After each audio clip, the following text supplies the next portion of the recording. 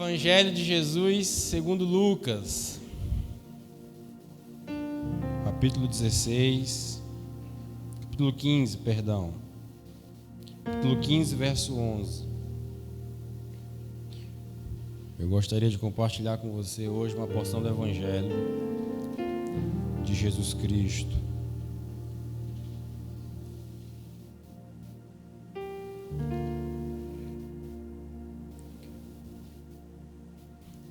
Evangelho de Lucas, capítulo 15, verso 11. Nós vamos ler do 11 até o 32. Então, fica atento na leitura. Tá bom? Vamos lá? Diz assim a palavra do Senhor. Jesus continuou. Um homem tinha 2 filhos. O mais novo disse ao seu pai: Pai, quero a minha parte da herança. Assim, ele repartiu sua propriedade entre eles.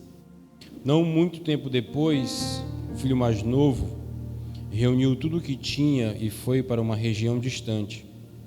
E lá desperdiçou os seus bens vivendo irresponsavelmente. Depois de ter gasto tudo,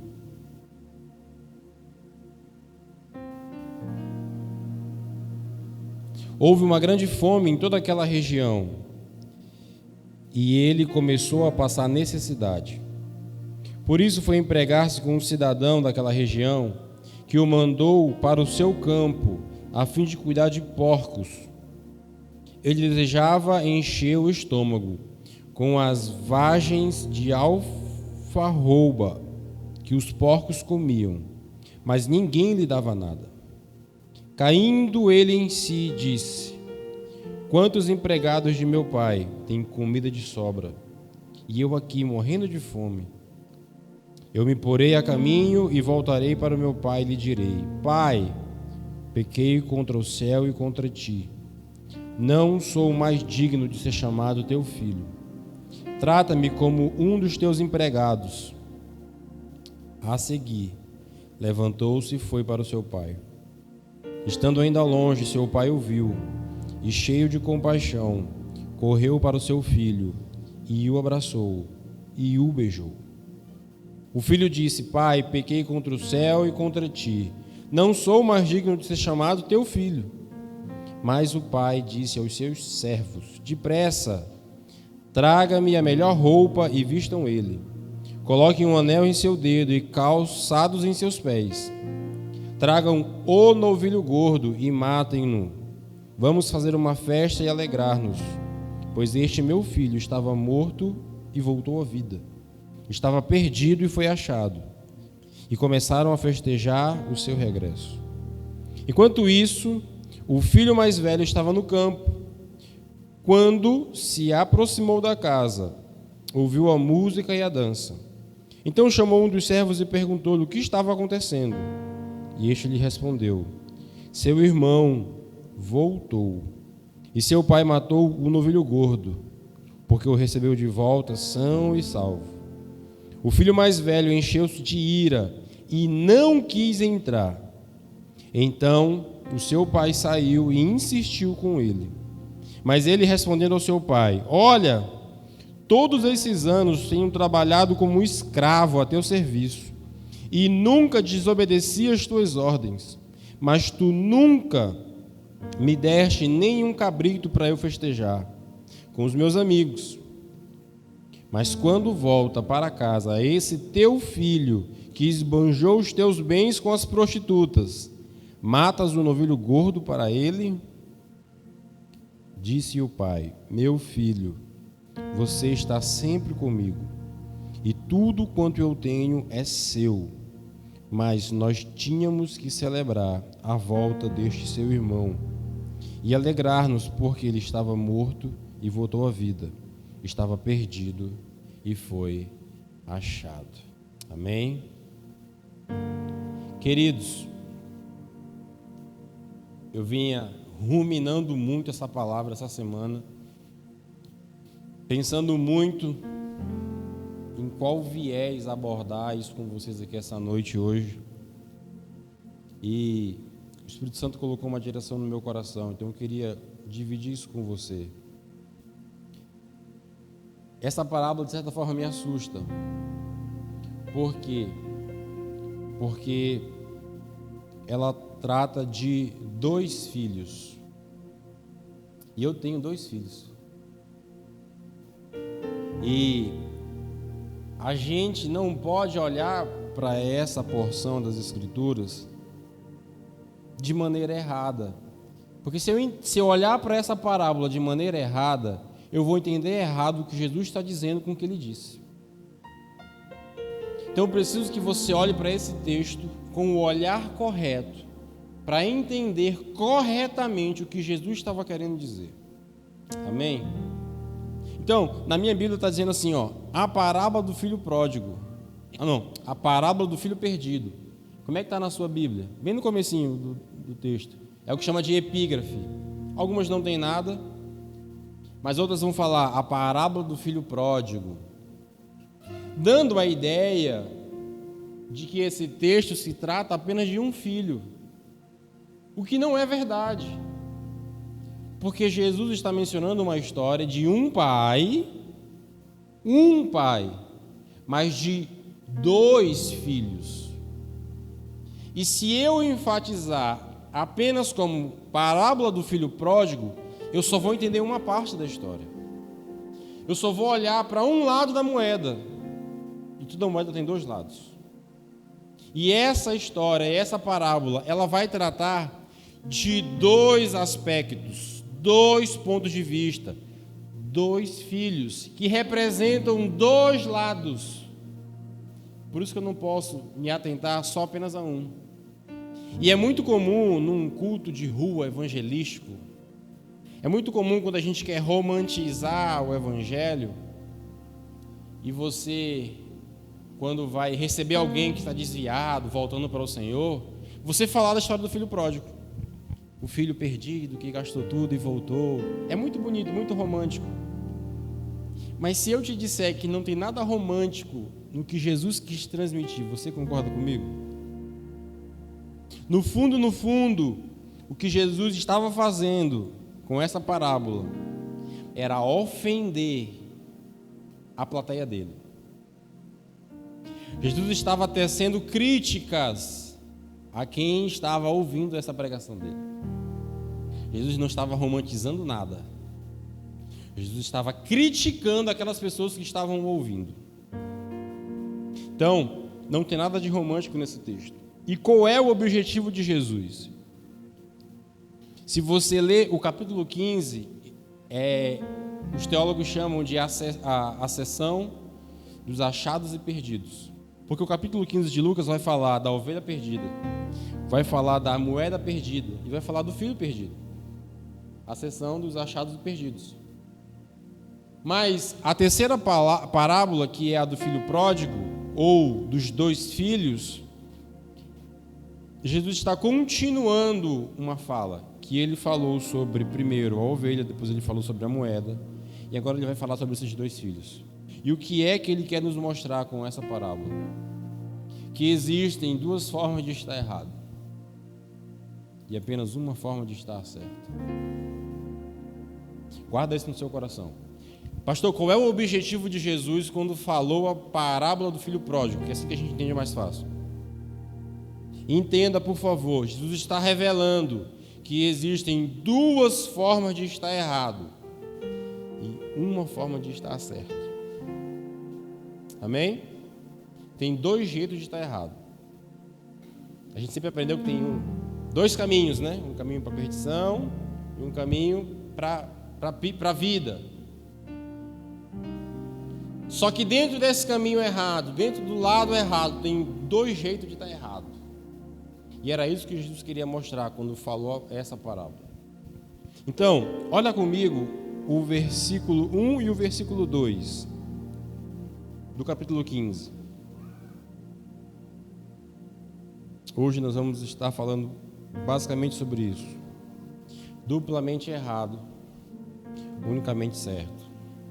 Depois tem que perguntar o tema, viu? Duplamente errado, unicamente certo. capítulo 15, no verso 1, vai mostrar para a gente a audiência de Jesus. Quem era a plateia de Jesus quando ele estava falando esse texto aqui do filho pródigo? Diz assim, ó: todos os publicanos e pecadores estavam se reunindo para ouvi-lo, mas os fariseus e os mestres da lei o criticavam. Este homem recebe pecadores e come com eles. Você conseguiu perceber qual era o público de Jesus? O texto que a gente leu do filho pródigo não era um texto evangelístico para as pessoas se reconciliarem depois de ter se desviado. Não tem nada disso. Jesus tinha 2 grupos ouvindo ele naquela ocasião. Quais eram os 2 grupos? Primeiro grupo, publicanos e pecadores. Quem eram os publicanos? Cobradores de impostos. Era o primeiro grupo que estava lá ouvindo Jesus. E o segundo grupo, a Bíblia vai dizer, fariseus e mestres da lei. Conseguiu separar na sua mente? Tem um público ouvindo Jesus. Esse público está dividido em 2. De certa forma, a gente consegue associar aos errados e aos certinhos. Porque de um lado você tem os que roubavam, porque cobravam impostos a mais, e os pecadores. Do outro lado você tem os religiosos, os que estudavam a Bíblia, os que iam para a sinagoga todo sábado, os mais corretos. Era essa a audiência de Jesus. E quando Jesus vai tratar do texto que nós lemos, ele está aqui apontando e criticando justamente esses 2 grupos que estão ouvindo ele. Quem ouviu esse discurso de Jesus ficou chateado, ficou com raiva, não gostou da parábola, porque ele se percebeu na parábola. E quem são esses 2 grupos? Um homem tinha 2 filhos. Quem era o primeiro filho da parábola? Ora, o primeiro filho da parábola é o filho mais novo, que Jesus está associando aos cobradores de impostos, aos pecadores. E o segundo grupo que Jesus está associando eram os fariseus e os mestres da lei, que é o irmão mais velho. Vamos tentar juntar um quebra-cabeça aqui. Jesus conta uma história de um pai e 2 filhos. Jesus está pregando para uma audiência que tem 2 grupos. Ele vai associar agora as 2 pessoas dentro de uma historinha que ele vai contar. Então, o grupo do irmão mais novo, representado aqui pelos pecadores, eles eram considerados como os imorais. Era aquele grupo que nos nossos dias a gente classificaria que é quem gosta de balada, é quem é viciado, é quem não vai para a igreja, é quem é irresponsável, é quem leva a vida de maneira inconsequente. Esse é o primeiro grupo. Esse é o grupo dos imorais. Não está nem aí para a opinião dos outros. Ele quer ganhar o dinheiro dele, ele quer saber do seu prazer, ele quer viver do seu jeito, ele quer a sua vontade realizada. Esse é o primeiro grupo. Esse é o grupo do irmão mais novo. E você percebe que a narrativa do irmão mais novo é exatamente essa. Ele chega para o pai e pede a parte da herança. E o que ele faz com a parte da herança não é investir em uma empresa para ganhar mais dinheiro. Ele vai gastar aquilo que ele recebeu do pai dele, com a satisfação pessoal dele. E o texto deixa claro que ele vai para a festa, que ele gasta com as prostitutas, até acabar todo o dinheiro dele. Então tem um grupo no nosso meio que é assim, que é irresponsável, que é inconsequente, que é dado aos vícios, que não quer compromisso. Uma parte de nós é assim. E quem é o irmão mais velho da história? o irmão mais velho da história são os fariseus, são os religiosos daquela época, que ele vai colocar como aqueles que representam a moralidade, o contrário do irmão mais novo. Perceba que tem um pai com 2 filhos, e um filho é o que nós chamaríamos de ovelha negra da família. É o moleque doido. O outro filho é o certinho, é o que sempre obedeceu, é o que sempre diz: sim senhor papai, é para fazer mais o quê? Faça mais isso. Sim senhor papai. É o trabalhador, porque quando você lê o texto, o filho mais velho estava onde? Estava no campo trabalhando. E o que ele alega para o pai dele está correto: eu sempre trabalhei para ti e nunca te desobedeci. Esse é o grupo do irmão mais velho, representado aqui pelos fariseus. E é engraçado porque de um lado nós temos os imorais, que representam os depravados, os pecadores, aquele que a gente olha e diz assim, que está na cara que ele não tem nada a ver com Deus, está distante, está desviado. Esse grupo, ele está fácil de reconhecer. Ele não está na igreja, dificilmente vem no culto de domingo. Ele está numa festa numa hora dessa, ou ele está dormindo porque está cedo ainda, e a partir de 11 horas é que ele vai sair para a maldade. Então, esse é o primeiro grupo. Aí o segundo grupo, ele vai representar a moralidade. É aquele cara que nunca desviou. O segundo grupo são aquelas pessoas que fazem questão de obedecer todos os mandamentos, mas não atribui a salvação a Deus, e sim ao seu bom comportamento. Tem gente, eu já fui um pouco assim também, tem gente que pensa que de tanto orar, de tanto ler a Bíblia, de tanto se envolver nas atividades da igreja, de tanto se esforçar para fazer aquilo que é certo, ele ora achando que Deus não tem outra opção senão responder a oração dele. Acho que todos nós já fizemos isso de certa forma, de orar e dizer para Deus: Deus, por que não aconteceu comigo ainda? Sendo que eu estou fazendo tudo certo. Eu já fiz isso várias vezes, tentando arrancar de Deus uma bênção ou um favor de acordo com aquilo que eu quero, porque eu fui um bom filho que me comportou bem, e ainda criticando os outros. Imagina, você ser o bom filho que não recebe a bênção e ver o mau filho do seu lado recebendo uma bênçãozona. Isso é a gente, isso é o nosso retrato. Como é que eu não passei e o outro passou? Como é que eu não ganhei e eu estou fazendo tudo certinho? E o outro que está todo errado é que ganha. Como assim? Esses somos nós. Aqui, os imorais, eles são relativistas. Os imorais não têm nada como definitivo. O imoral fala assim, Deus é amor. Deus me aceita como eu sou. O imoral fala assim, toda forma de amar é bem-vinda. O imoral fala isso. O imoral fala assim, Deus só quer meu coração. O que é que o irmão mais velho fala? Você tem que obedecer a palavra, você tem que ler a palavra. Você está jejuando?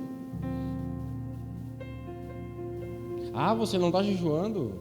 Pecador. Eu tinha um amigo em Belém do Pará. Se ele visse a gente jogando bola, ele olhava para a gente e falava assim: bando de pecador. 2011, eu lembro disso. Bando de pecador. Podia estar todo mundo orando. Está aqui, jogando bola. Tadinho. Porque tem gente que pensa que o jeito de vestir, o jeito de falar é o que vai atrair o favor de Deus para a vida dele. Tem esse grupo no nosso meio. Temos isso dentro do nosso meio. E é engraçado que a vida de Jesus passou por esses dois grupos a vida toda. Essa semana, estava conversando com o Pedro Lucas lá em casa, eu estava mostrando para ele a diferença entre Zaqueu e o jovem rico. Eram duas pessoas que tinham muito dinheiro. Duas pessoas que ouviram a mesma palavra do mesmo Jesus, mas ambas reagiram de maneira diferente à pregação de Jesus. Perceba que, olha o que acontece quando o evangelho de Jesus é pregado. Zaqueu era o imoral. Zaqueu era quem roubava, era o trapaceiro. O jovem rico adquiriu a sua riqueza com muito esforço, trabalho e era legalmente honesto. Agora, Jesus pregou para os dois. Quem foi que aceitou Jesus? O imoral aceitou Jesus. E o religioso, que cumpria todos os mandamentos, ficou triste, baixou a cabeça e abraçou o dinheiro e foi para a casa dele.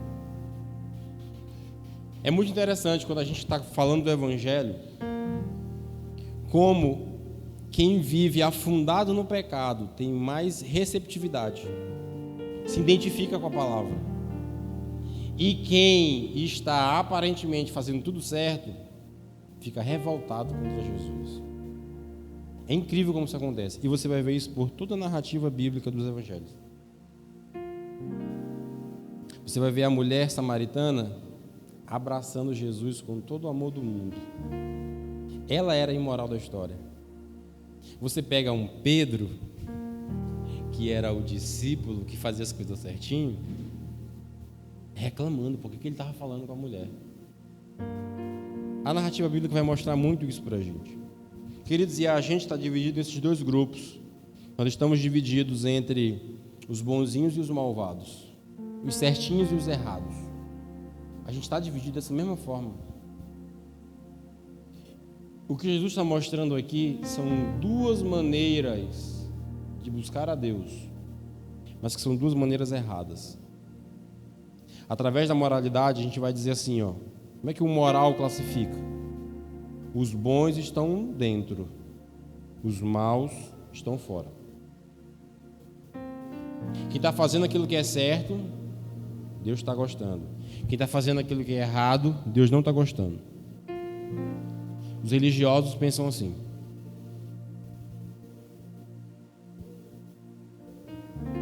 Os imorais pensam como? Isso aqui é muito dessa forma. Quem está lá no mundão, quem está perdido, vai relativizar a palavra. Ele vai dizer mais ou menos assim, ó: quem tem mente aberta está dentro. Quem é preconceituoso é que está fora. Não é assim que a gente fala? Você é mente fechada, você é preconceituoso, está fora. Você é mente aberta, você é tolerante, você está dentro. O que Jesus está mostrando é que essas duas abordagens estão erradas. Tanto os imorais que estão afundados no pecado, quanto os religiosos que estão fazendo tudo certo, os dois estão distantes de Deus. Os dois. O que quebra todas as regras e quer viver do seu jeito, ele está errado. A gente identificou muito fácil. Agora, aquele que cumpre todas as regras, que quer fazer tudo certinho, esse também está errado, igual ao filho que está fazendo tudo errado. É para nos chocar a pregação do Evangelho. Como é que o cara que está fazendo tudo certo está tão errado quanto o cara que está fazendo tudo errado? É igual Benjamin fala, isso não é justo, isso não faz sentido, papai. Não faz mesmo. E o Evangelho de Jesus não é o meio termo para os dois. O Evangelho de Jesus é outra coisa.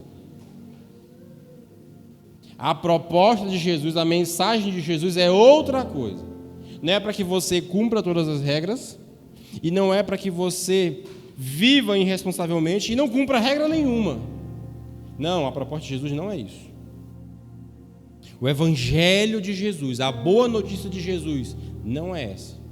Não é para que você ache um meio termo nos dois. E eu sou consciente de que quem ama Jesus cumpre as regras. Mas eu não estou falando de um cumprimento de regras com o coração do irmão mais velho, que fazia pela obrigação, que fazia pelo trabalho. Não estou falando disso. Volta comigo, por favor, no verso 1 e 2.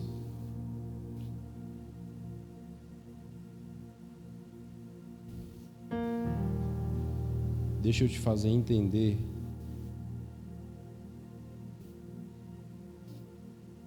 com a ajuda do Espírito Santo o coração dessa parábola.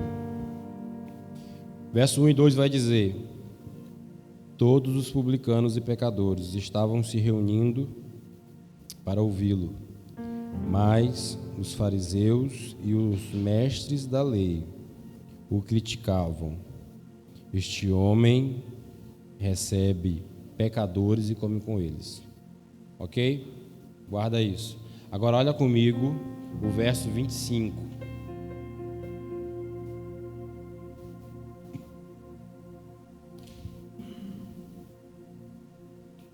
Do 25 até o 28. Vai dizer o seguinte: enquanto isso, o filho mais velho estava no campo, quando se aproximou da casa, ouviu a música e a dança. Então chamou um dos servos e perguntou-lhes o que estava acontecendo. Este lhe respondeu: seu irmão voltou e seu pai matou o novilho gordo, porque o recebeu de volta são e salvo. O filho mais velho encheu-se de ira e não quis entrar. Então seu pai saiu e insistiu com ele. Você conseguiu perceber o que tem em comum com esses dois textos?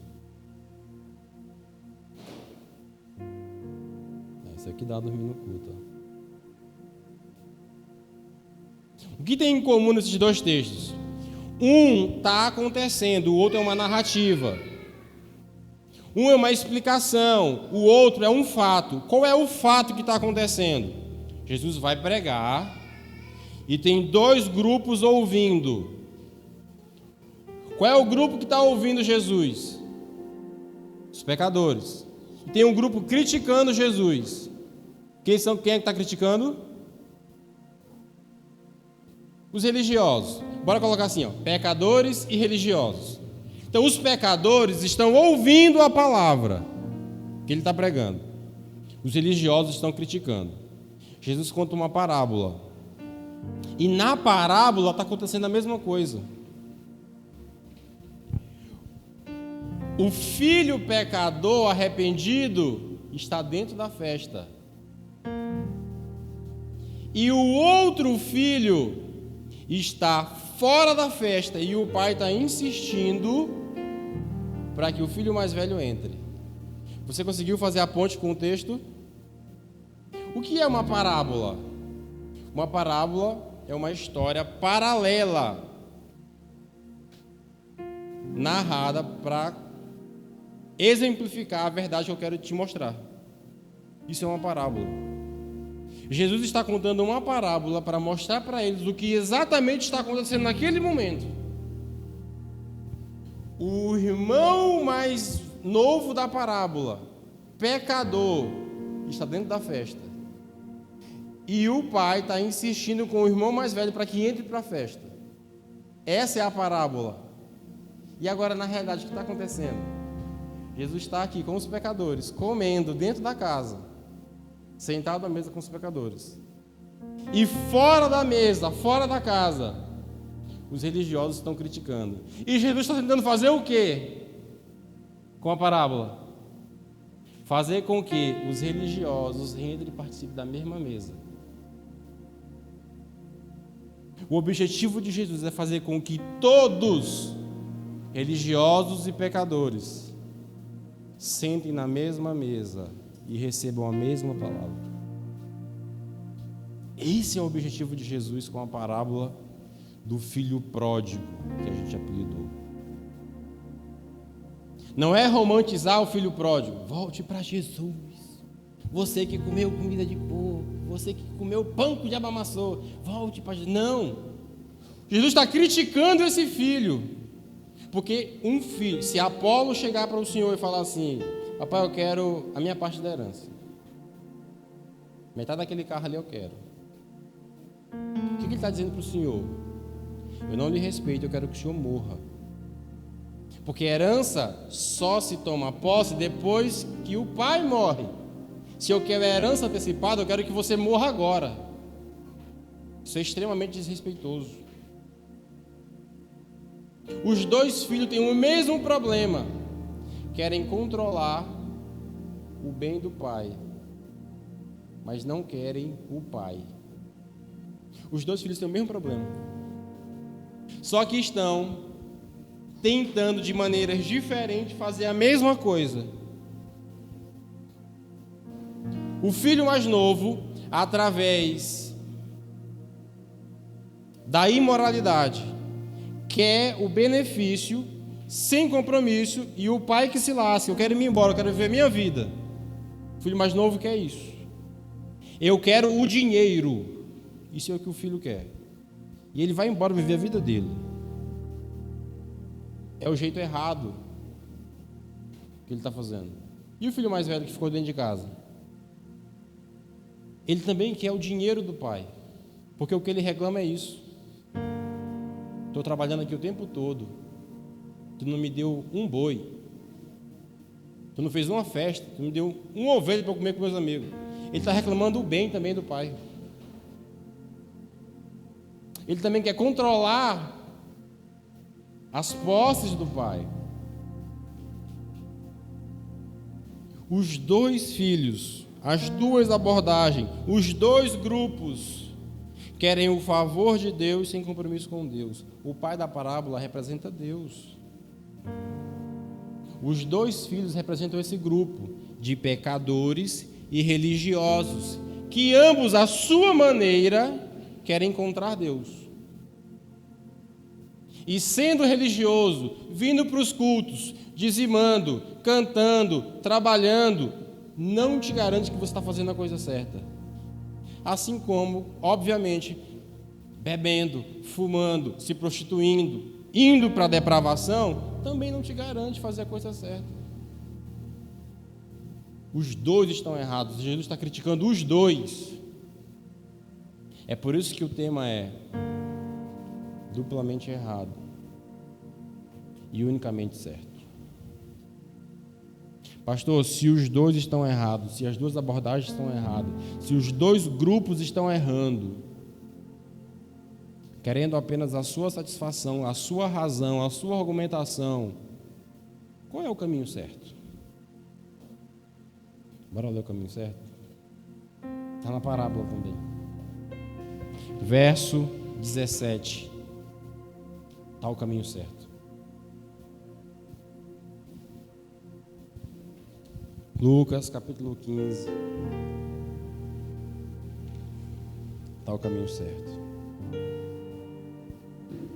Verso 17 vai dizer assim: caindo em si, ele disse: quantos empregados de meu pai têm comida de sobra, e eu aqui morrendo de fome? Eu me porei a caminho e voltarei para meu pai, e lhe direi: Pai, pequei contra o céu e contra ti. Não sou mais digno de ser chamado teu filho. Trata-me como um dos teus empregados. A seguir, levantou-se e foi para seu pai. Qual é o caminho correto? Perceba que depois de pegar todas as posses do pai e gastar irresponsavelmente, a expressão que o texto usa é "e caindo em si", chegou o momento que ele se tocou, a ficha caiu, diz assim: eita, olha o que eu estou fazendo na minha vida. Sabe esse dia que a ficha cai? Olha o que eu estou fazendo na minha vida. Isso aqui não é vida para mim. O dia que ele parou para pensar, Diz assim, está tudo errado que eu estou vivendo, fazendo, pensando. E aí ele decide voltar. Agora ele volta para onde? Ele não quer voltar para a posição financeira que ele tinha. O texto vai dizer que ele, a seguir, levantou-se e foi para o seu pai. Olhei para uma pessoa essa semana, falei para a pessoa assim, me faz um favor, não volta para a igreja. A pessoa me olhou assim, não volta para a igreja. Porque tem muita gente já dentro da igreja que está errado. Não volte para a igreja, volte para Jesus. É diferente. A gente não volta para a instituição, para o culto, para a religião. Precisamos voltar para Deus de verdade. E é diferente. Qual é o caminho, pastor? O caminho se chama arrependimento. Aonde você entende que não é vivendo uma vida dissoluta, depravada, que você não vai conseguir se salvar dessa forma. Aonde você também não vai conseguir, de maneira religiosa, rigorosa, obedecendo todos os mandamentos, você também não vai se salvar dessa forma.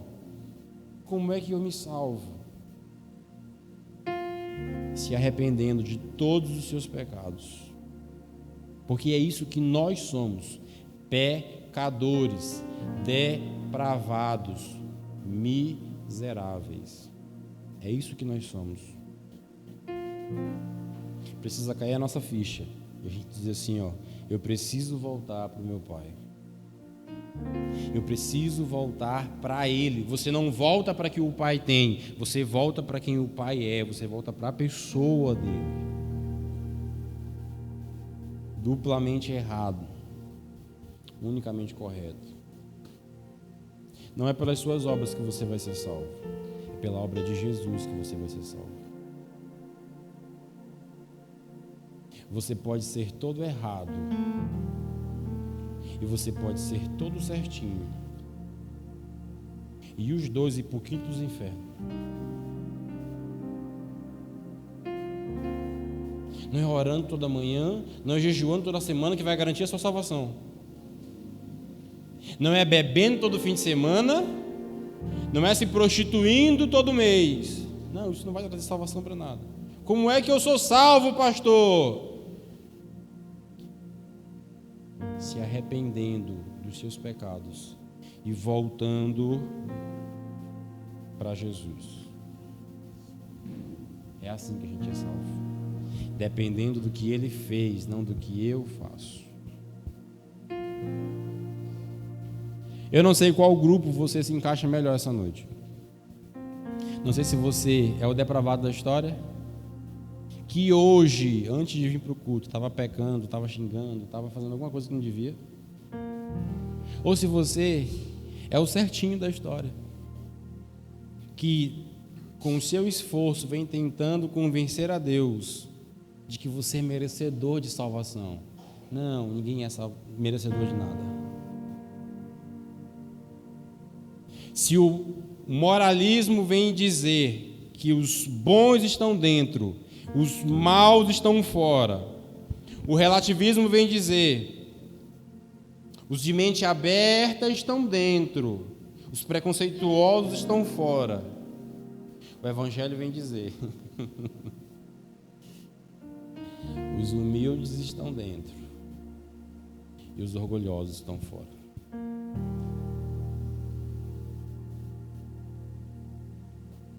Vamos ficar de pé?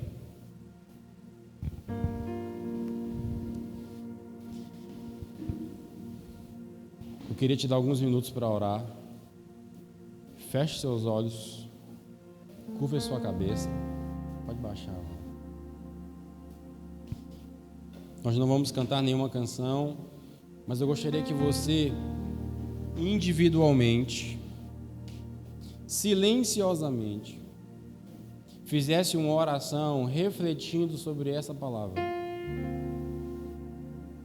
Talvez você nunca ouviu falar sobre a história do filho pródigo com essa perspectiva. 2 filhos, 2 grupos, 2 maneiras de buscar a Deus. Talvez você já passou pelas 2 formas. Você já foi o depravado, talvez você hoje tenha tentado ser o certinho, mas que ainda não encontrou Jesus de verdade, profundamente, sabe, aquele encontro pessoal com Jesus. Eu estou aqui para te dizer que o caminho, a verdade e a vida é Ele. Eu estou aqui para te dizer que a melhor maneira para que você encontre Deus é se arrependendo do seu pecado e se rendendo por inteiro ao sacrifício dele na cruz. Apenas isso. Que essa mensagem atinja o seu coração. Que essa mensagem afronte todo e qualquer raciocínio e argumento que você tenha contra o Evangelho. Em nome de Jesus. Eu quero orar com você. Curve sua cabeça, feche seus olhos. Querido Espírito Santo, a tua palavra foi pregada essa noite. O teu Evangelho foi exposto essa noite.